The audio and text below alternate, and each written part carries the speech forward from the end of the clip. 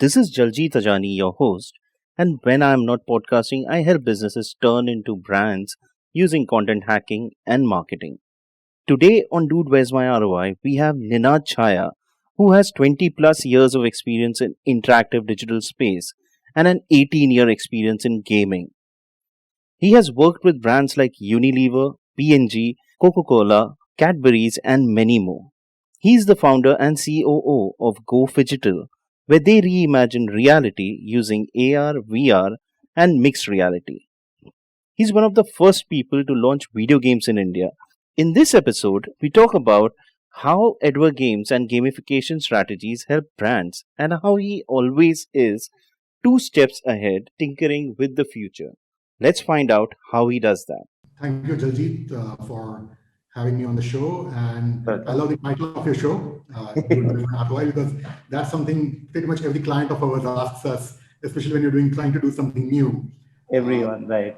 Absolutely. And this has been the common question across the past 25 years that I've been involved in the digital and interactive and gaming space.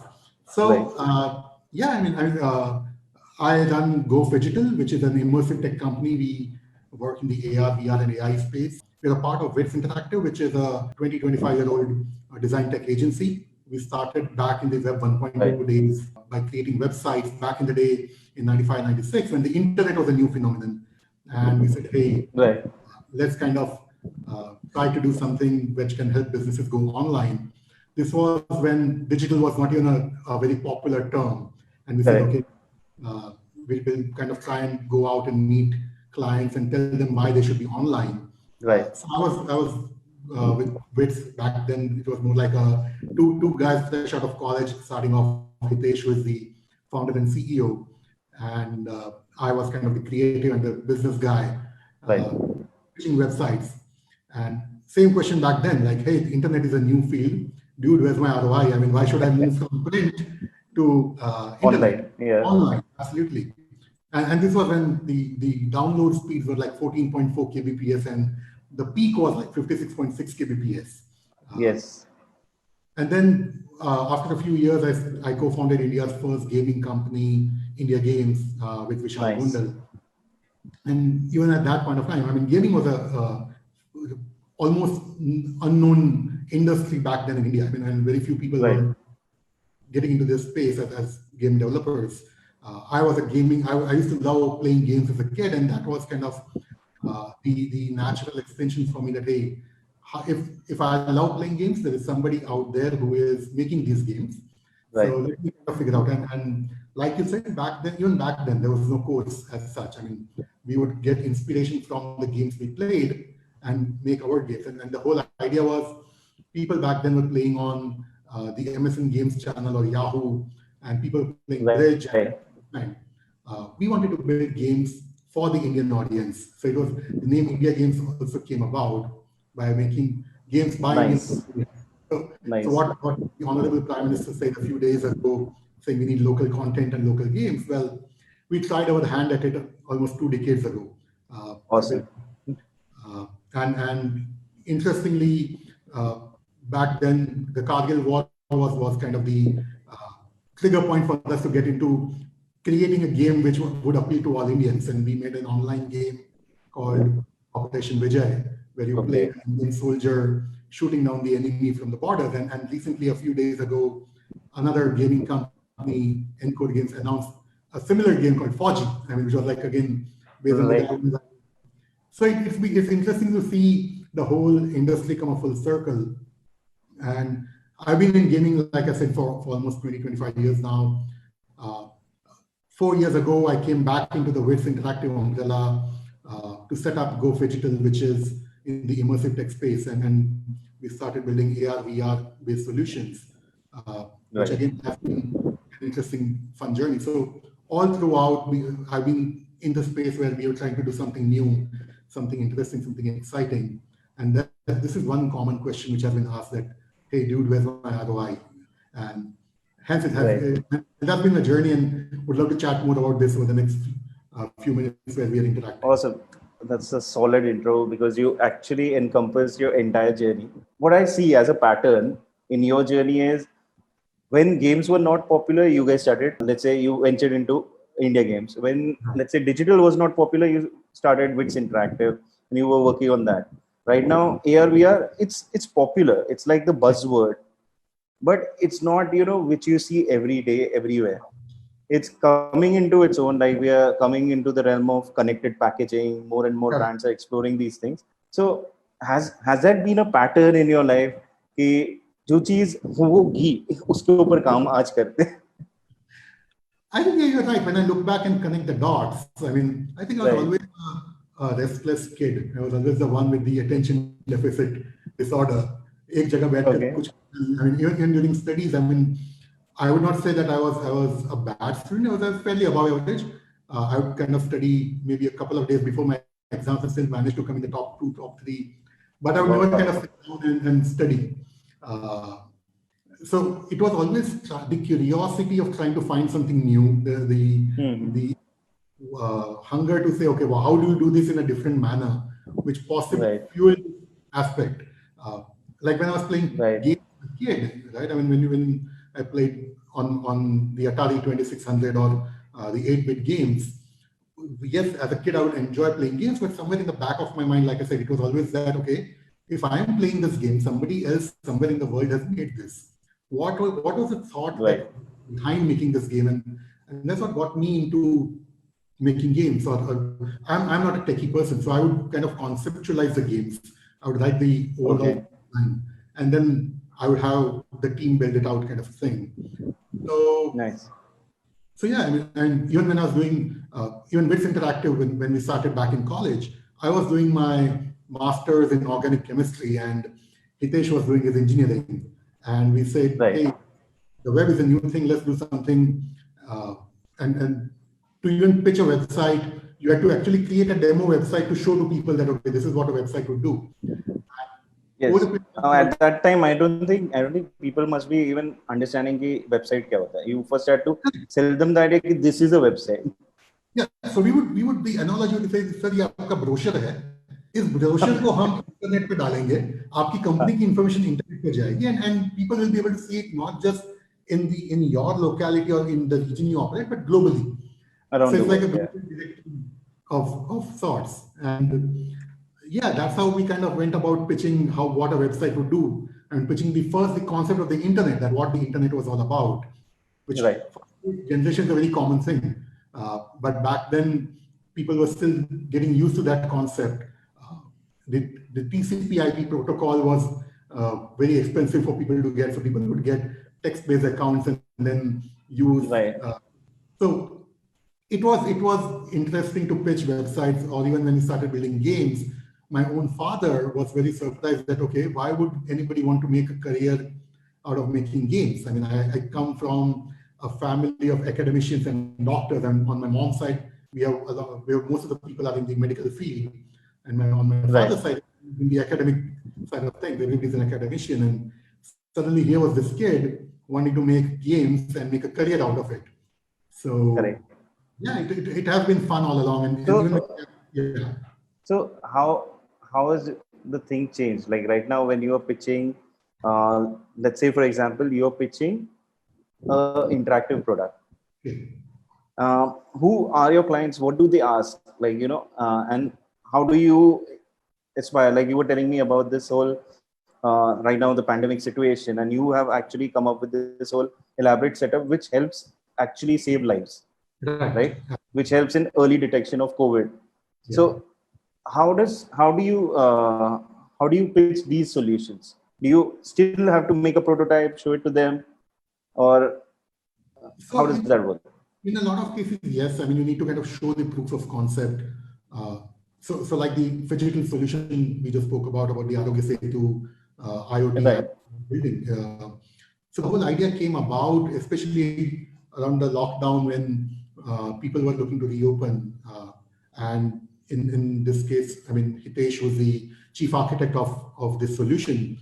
He said, hey, like it or not, Arogya Setu is an interesting solution where people can use contact tracing. I mean, there are a lot of concerns which a lot of people have about privacy issues and stuff, but he said, well, look, how can we leverage the ability, the reach of this particular platform and build a layer on top of it, which will help organizations at least make sure that yes, you have timely detection of a COVID positive case, which could not the other guys. And we did a quick prototype using an app which had a QR scanner, which would read the QR of your Arogya Setu app, and it would kind of send. So it was like a cloud-based service, which would send the information to the HR of that company. When you enter the app, when you enter the premises, a person would scan, would take the temperature. And the HR or the CXO level person would get a dashboard saying, okay, these many people walked into my office today, out of which X number are safe, maybe a small percentage is moderately at risk. And by not letting that person go further from the entrance point, you're actually preventing the spread, or you're trying to stop the spread from that way. And based on that, and then fortunately for us, NITI Aayog opened up the API. So now we are pulling data with the API service, where you don't even have to reach office premises gate. You just every morning we can set a timer saying every X number of days or every few hours you push just refresh that, and refresh that, so you get a status and say I get detected positive. I will get a call from my HR saying, boss, you don't even step out of your house, we will make sure that you are safe, we will take care of sending all the relevant things to you at your home. And, I would not say interestingly, but for want of a better word, one of the clients, when we had rolled this out, they had 4 positive cases last week, and we were able to kind of get timely early detection. Early detection to prevent it from spreading further. And we are rolling it out in more client locations in the next few days. I think it's brilliant, especially because right now in India, being one of the only countries wherein the cases are rising, but we are reopening. Yes. And especially if we look at, let's say, Bombay chhod ke, I have seen like Delhi is open, right? Indore and Bhopal and all these places are open. You can dine out over there right now. So especially in a place like Bombay, wherein the cases are rising, the people are going to offices and they are, restarting. I think it's a brilliant addition. What I like the most about it is the early detection, and what you mentioned to me and how I am imagining it is, let's say, Arogya Setu may already it traces, it understands ki if you have passed a person who has COVID symptoms or something, and it will automatically grab on your system and it will tell maybe the person has detected with the temperature or not, but it will still tell you that this person might have the chance to develop these symptoms or something. So which is great, I think. One part, it's brilliant that this kind of a service exists and you guys are being able to make it actually available to companies and all, so which is brilliant. I was asking, this is a crazy project which you guys took upon during the lockdown, but how else, like how did the lockdown affect you guys, and did it affect you guys in a way wherein your productivity came down, then you guys figure out, okay, remote ऐसे काम कर सकते हैं, कि कैसा था वो experience कैसा था? So yeah, I think like pretty much everybody on this planet, the lockdown impacted us also to a good extent. I mean, we had to shift remotely. There were ongoing projects. Right. We do a lot of work with clients across the globe. So it was a challenge to kind of coordinate remotely with the team. A lot of, quite a few of our team members actually also kind of decided to move out of Mumbai to their native places, saying, hey, it is safer over there. So to manage all of that. But I think as a team, we kind of managed coming through that phase. We would coordinate on WhatsApp, on our local messaging systems, intranet, just to make sure that the projects did not get affected. We, in fact, during the lockdown, we were working on just before the lockdown, we were working on a very interesting AR project with one of our clients, Pidilite Industries. And we were launching a new product in the market, the acrylic pouring kit. And we were working with them using Facebook's AR SDK, Spark AR, which will help you experience augmented reality on Facebook and Instagram. Wow. we were pretty much almost through the project, and the lockdown happened, and even the Facebook review teams and everybody went remote. So the process took a lot longer, and then their guidelines changed. So everybody was working from different parts, including the Facebook team in the US and everything, and which plus the retail shops got closed. So the launch also was which was supposed to happen March April timeframe got delayed, and a couple of weeks ago we released that AR experience. So the whole idea is that you can get a sense of how the acrylic pouring kit process works by just scanning the packaging, the connected packaging using AR filter on your Facebook and Instagram. And then you can so I think it's live right now, na? It is live, absolutely. You can just go to fevicril.art from your phone, and if you have the package, the box in front of you, you scan the box, and the AR experience comes to life. Awesome. I will have to check that out. I'll check it out for sure. So this entire journey, which has been like you've been in the digital space and all your interactive stuff, all the games, and all of going online and all these things. This is one of the main core things which also helps marketing, right? Yeah. So, what has been your experience, or what is your viewpoint to when you look at marketing technology over the years? How has that developed? So, over the years, yes, I mean, what started from just basically having one website online, say in maybe the 2000s, to today, where you have a lot of solutions and a lot of jargons going around, right from websites and mobile apps and gamification and AI, ML, performance marketing and programmatic and ASO. There's everything, right? I mean, the core of it, marketing is all about engaging with your consumer. Right. How your brand is able to connect and tell a story. So yes, MarTech as a term has evolved. I mean, there are a lot of avenues which you can use to engage with your customer, to interact, to drive a message forth. Technology is of an enabler, right? I mean, even before digital, people were selling products. People were talking to their customer.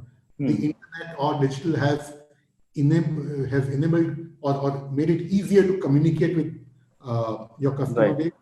You can track to the minutest detail how your audience is reacting to your campaign, and you can change it almost in real time to make sure that things kind of get back on track in case you see that people are not responding in a positive manner. Right. Unlike, say, back in the day, you'd print an ad in the print medium, and then you would not know the audience perception. In digital, you actually can get user personas of what kind of people are coming to experience your campaign, what is the feedback coming in on social media. Right? ORM is a big thing that on social media, people can interact with your brand and you can share your insights, all of that. Right. So there's a interesting thing which I came across your profile, the word called advergames. Right? What can you tell me about that? Because you work with brands like Unilever, Procter and Gamble, Coca-Cola. What was that like, and what exactly did you deliver in a nutshell? Like, so how did that work? Absolutely. So advergames, like you said, advertising meets gaming. Right. And over the years, in fact, globally, it's a huge industry where brands like Pepsi, Coke, McDonald's, Burger King, everybody has used the gaming as a platform, not just on mobile, but across PC and console and online, to engage with the user, because gaming is a very sticky form of content, right? And gaming is very engaging. And if you can manage to integrate brand communication as an integral part of gaming, you have your audience's mindshare for quite a few minutes and beyond. I mean, unlike a video or a banner ad, I mean, when we started advergaming back in the early 2000s, the buzz was the banner which you had on a .com website. Right. We give you so many eyeballs. And our pitch to our clients is we will not give you eyeballs, we'll give you mind share of your customer. And in fact, one of the first PC games which we built in India was a game called Yodha, the Warrior, and over there we had Pepsi come on board as a sponsor. You were again the player were fighting for your country against the enemy, and as a health pickup you would collect Pepsi logos, and every time Okay. you collected logos, it would go the Pepsi jingle of Ye Dil Mange Amor would play. Right. Before that also we did a bunch of things, and once mobile came in, obviously the distribution reach opened quite a bit. Where when we worked with brands like Coca-Cola during the Football World Cup 2006, where Right. we created a penalty shootout game which had Coke branding. So every time you scored a goal, you would see a digital billboard with Coca-Cola coming. Okay. It was when telcos were, I mean, this was the Symbian phone. This was before the feature phones, Right. before Right. Right. Right. smartphones came in, right? So the Nokia Series 60 phones and those kind of things. Correct. And even now, I mean, early last year, in early 2019, we worked with Procter and Gamble in India, P&G, to create a virtual reality-based shooter game where it was for Head and Shoulders, the brand, and Okay. it was Buster. So you wore a VR headset, and you would see. So the whole environment was that you are within the human scalp, and you have killer dancer flakes coming in. Okay. You had to shoot dancer flakes, and this was Interesting. used as a part of the marketing campaign. And the whole idea is that it should not seem like a force fit. The game genre has to fit in with what your brand communication is going to be. Right. Right. So Head and Shoulders is about dandruff, killing dandruff or doing Right. out dandruff. We kind of looked at the shooting You genre. gamified it. We gamified it. We worked on and we look at different genres. It could be like a Candy Crush kind of a game if it is for a confectionery company, or it Yeah. could be Or Kellogg's or something maybe. yeah, absolutely. Or it could be a racing game if it's for a lubricant automotive oil company. Right. Right. Right. Right.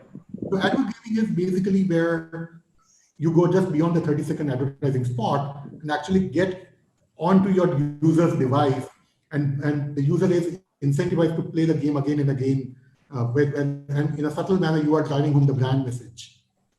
Awesome. So India, let's look at it in one way.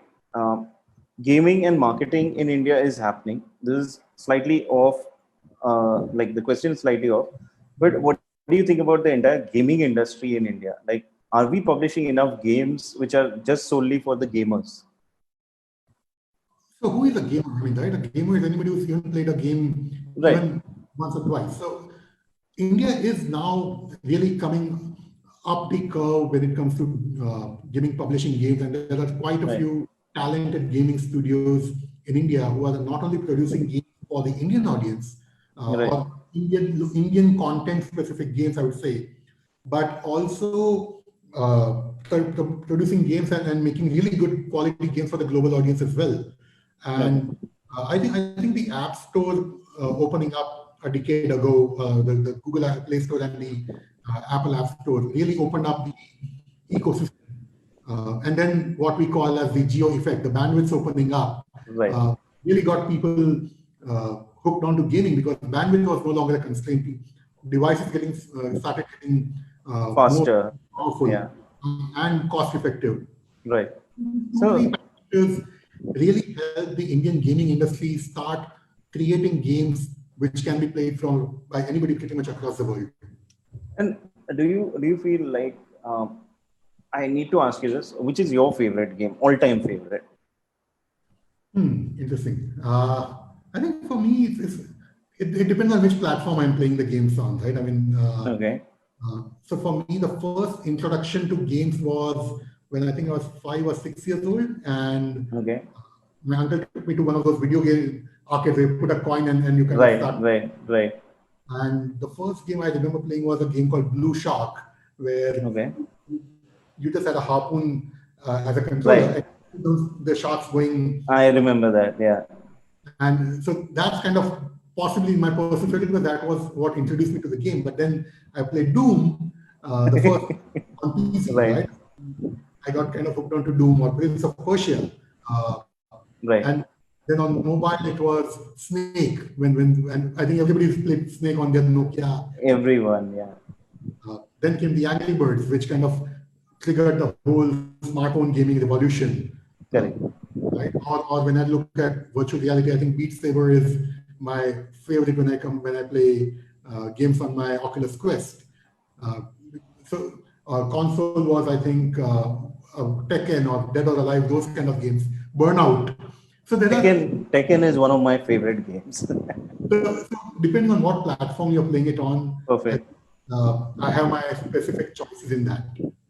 Okay, awesome. And do you think gaming has become, over the years, it's become more and more simple?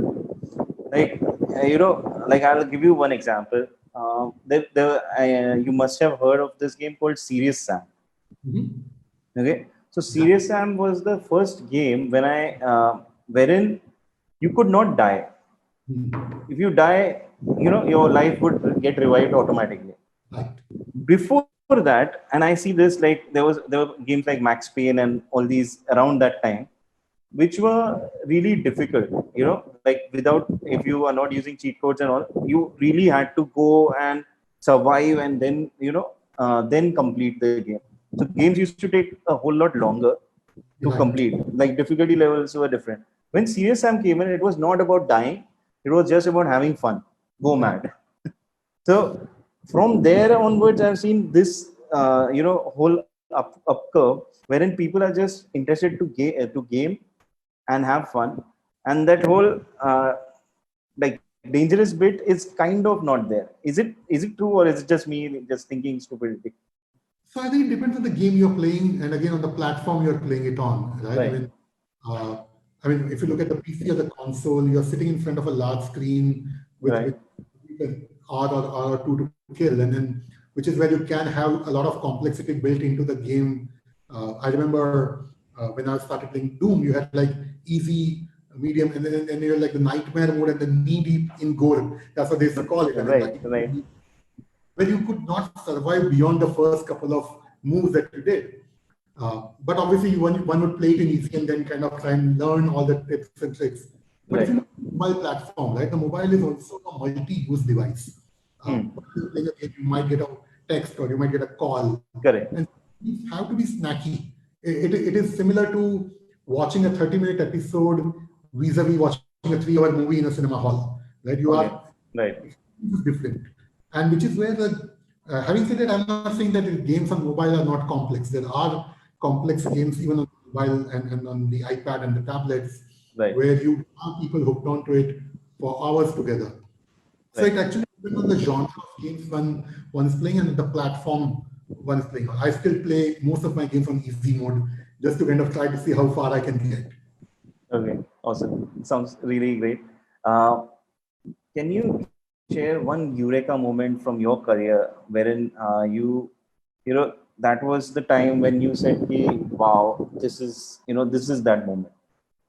Any Eureka moment? There are a few. There are a few. So for example, when I got into gaming, right, and Hmm.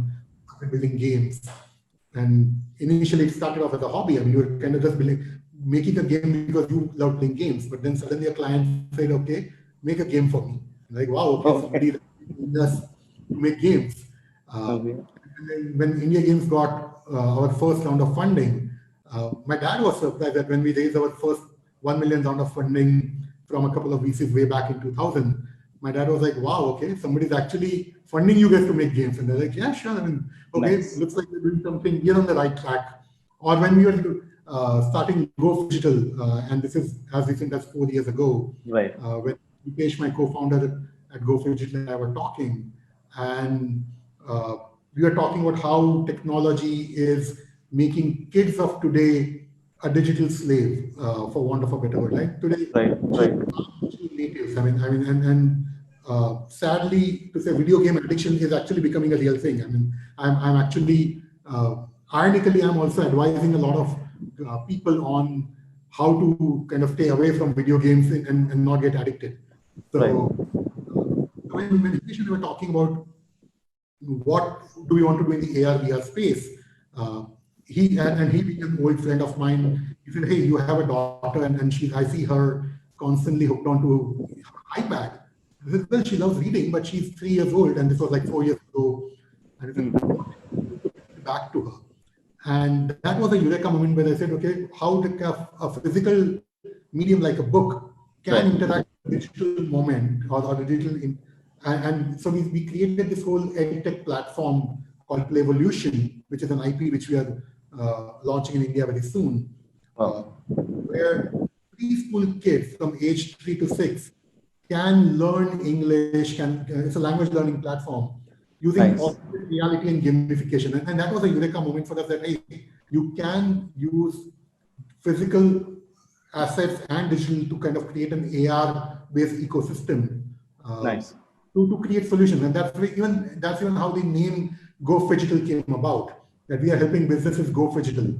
I love that name. That name itself is a tagline. So it's crazy. GoPhygital. Awesome.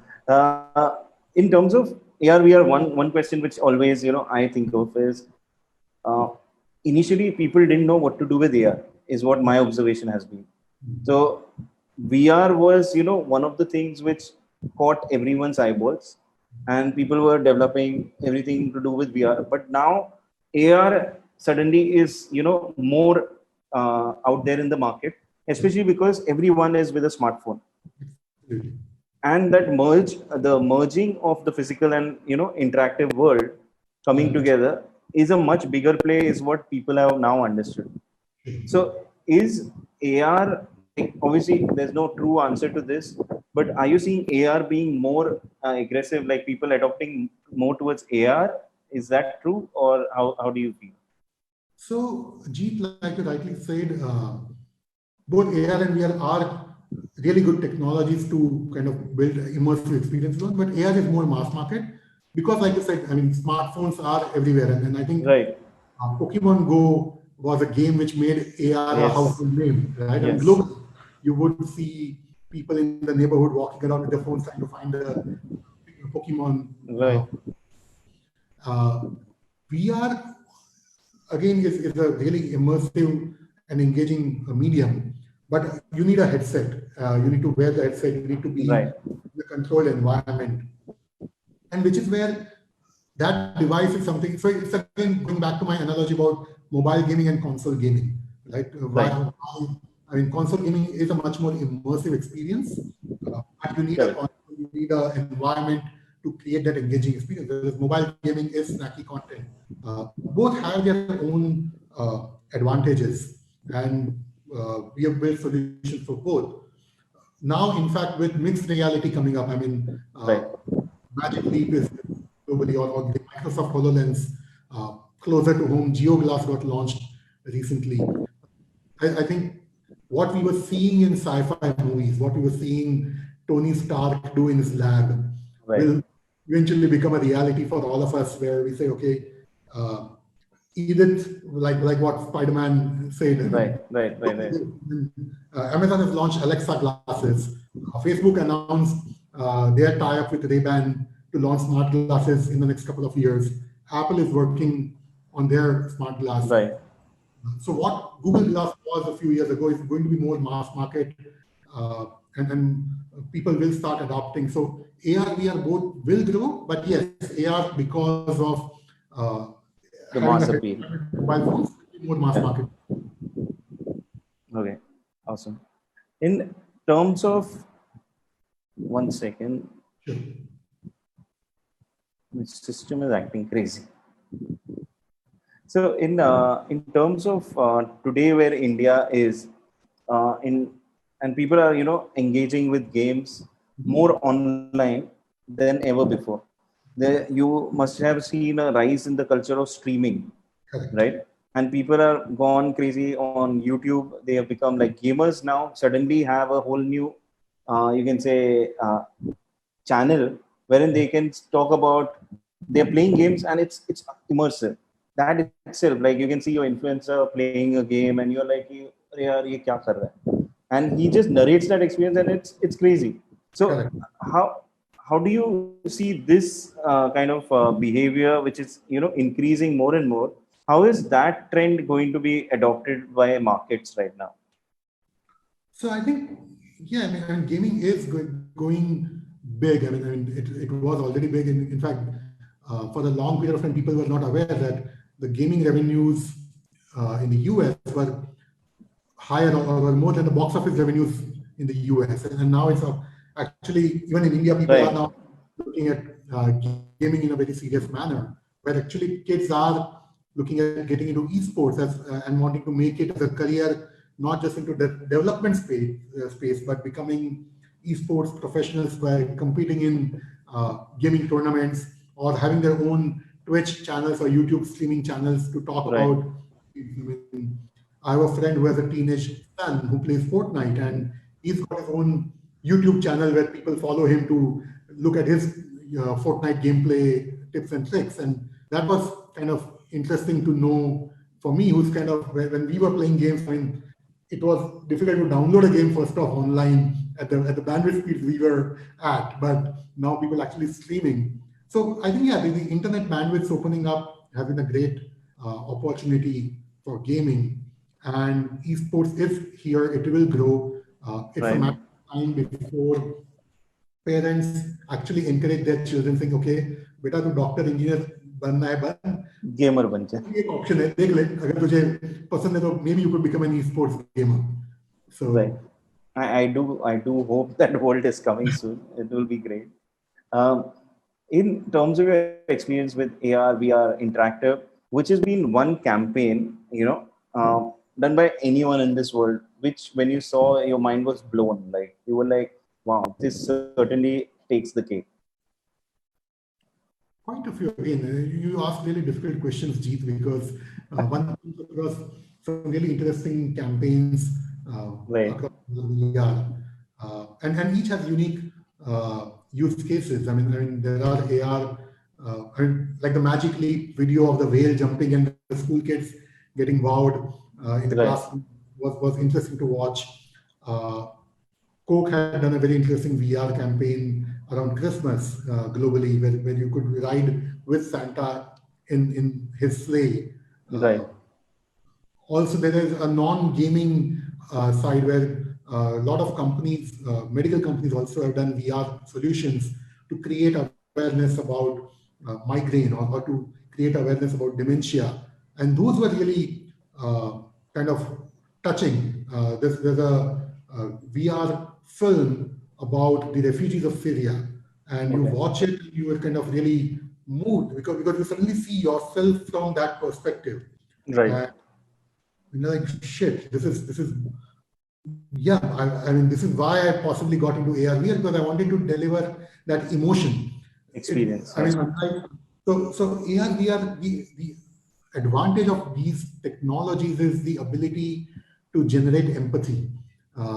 It could be any emotion, but that emotion becomes extremely real when you are in that environment yourself.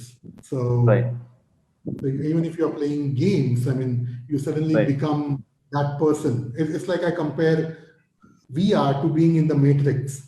When Neo was plugged into the Matrix, he could shoot a building full of bad guys, or he could learn how to fly a helicopter in a matter of seconds. Or augmented reality is what Iron Man sees on his visor or in his lab. So it kind of helps you live out your imagination. And that's what I think has been a drawing factor for me. Right. When you say that, what comes to my mind is if we see yesteryear cartoons like Jetsons, or as we see Star Wars or something. So Star Wars, people used to communicate with the holograph, and so it's similar to what we are doing right now. We are doing video conferencing. Similarly, there was this whole thing about Jetsons with flying cars and all these things. And right now, someone is actually out there building a flying car, I would suppose. Absolutely. So I think there is a kid inside all of us, and we are just trying to make that real, whatever we have imagined. Sure. And if you, I mean, coming to that example, if you look at Minority Report, the movie, right? Would see holographic projections, but also they would leverage the three supernatural beings, the cosmic beings, to predict what was happening, right? They would predict crimes before they happened. Correct. That's ML and predictive analytics could help you do. Perfect. So I think, yeah, what we grew up watching as films is turning into reality now.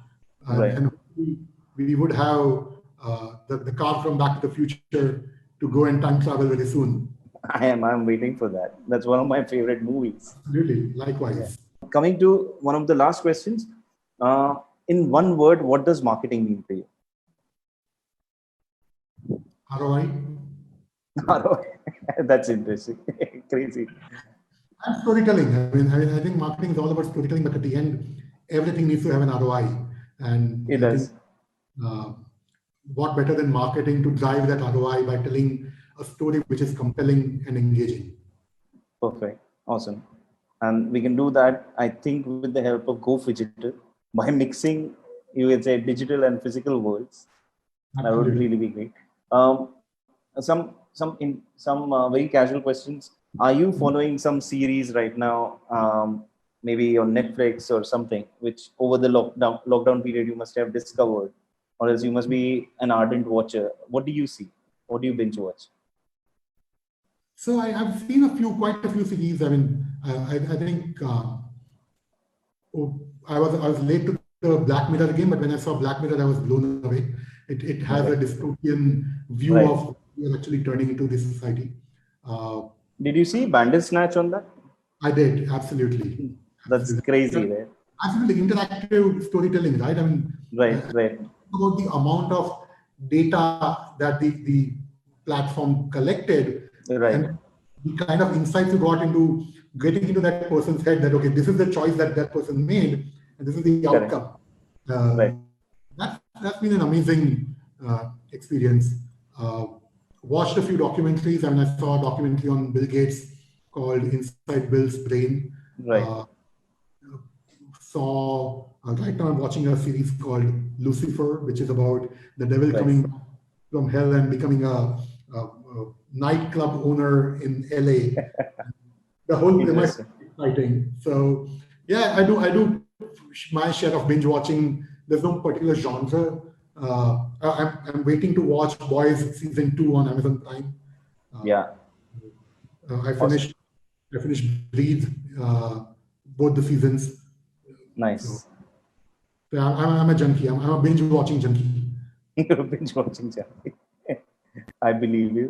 Uh, so there are a few questions which we've got. A few people are asking about, share links of your work. So can you give us the link? Maybe you could put it in the chat itself.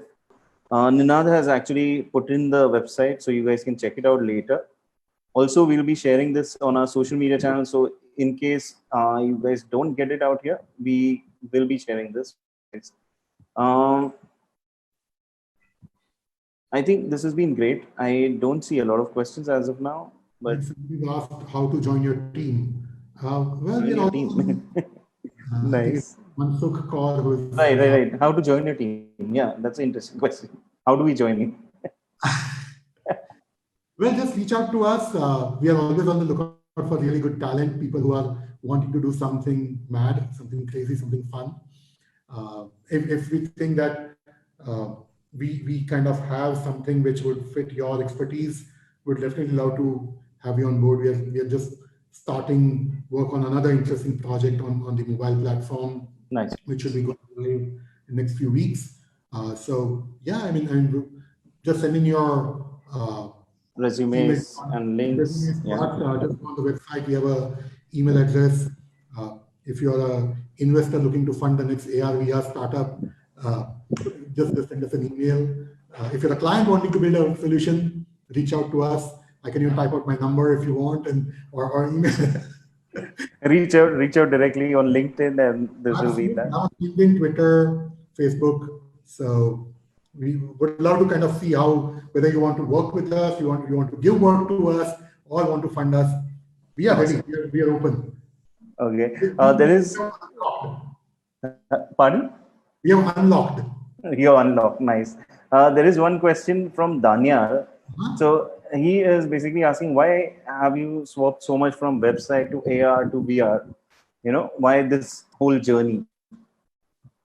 It's a So for interesting me, question, but yeah. yeah, for me personally, I think, like I said, it's possibly a case of I get bored very fast. It's not that I've switched. I still build websites. I mean, I'm WITS Interactive as a group. still creates websites for a lot of our clients Right. across industries. We still build mobile apps. For me, yes, I need something to keep me challenged, to keep me Engaged. motivated, to keep me Right. engaged. Right? My parents had a tough time with me, keeping me in one place to study. Right. So for me, anything that is new and exciting, I'm like that. I have the attention span lesser than of a goldfish, and which is where new technologies always excite me. I mean, I think Ninad is always looking towards the future. So whatever new is coming, just check out what Ninad is doing. You will come to know. yeah, there's an internal joke at our end where when people ask me where are you from, and I say I'm from the future, and I came Awesome. back in time to interact with all of you guys, and that's a joke which I have with my team. Nice. I can very much imagine that. Daniel is saying short attention span. Absolutely, Daniel, I Right. completely agree with you. Mansukh is asking, what is the scope of Spark AR? Spark AR is a really interesting platform launched by Facebook, uh, which is right now available on Facebook and Instagram. So, like you have a mobile-based AR solution where you need an app to build out a robust AR solution. For Spark AR, you don't need a dedicated app because almost everybody has today a Facebook app or an Instagram app Right. installed on their devices. So for a marketeer, it becomes easy to reach out to that audience who is already on Facebook and Instagram and have them experience the AR opportunity. Plus, from a marketing campaign point of view, it can be integrated as a part of their social media marketing campaigns. I mean, they already have marketing campaigns going on.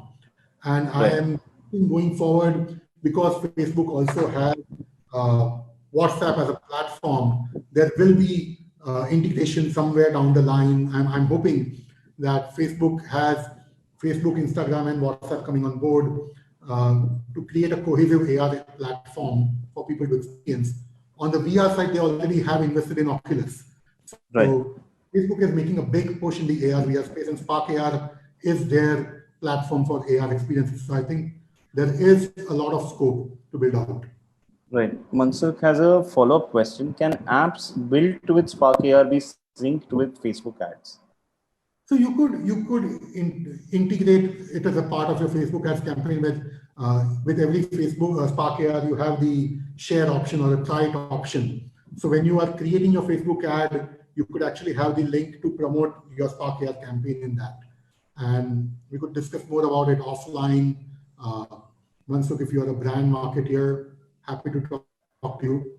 Without your, I think Spark AR is a good platform, and Facebook itself is looking to drive it significantly. You also have other platforms like Snapchat. Web AR is slowly coming up. But yeah, Spark AR is brilliant because you have a captive audience both on Facebook and Instagram on your own social media channels, which can experience it without wanting to go out and get more audiences. Right. With this, Ninad, like to thank you first of all for your time because it's been great. It's been wonderful chatting with you about gaming, about your short attention span, and how you are actually revolutionizing where marketing and digital space is going right now. So it's been great, and you're also saving lives, which is great. So thanks a lot for coming in. Let's connect back on LinkedIn and let's take this forward, man. Take Perfect. care. Bye bye. Everybody, cheers. Next Bye. time, guys, dude, where's my ROI?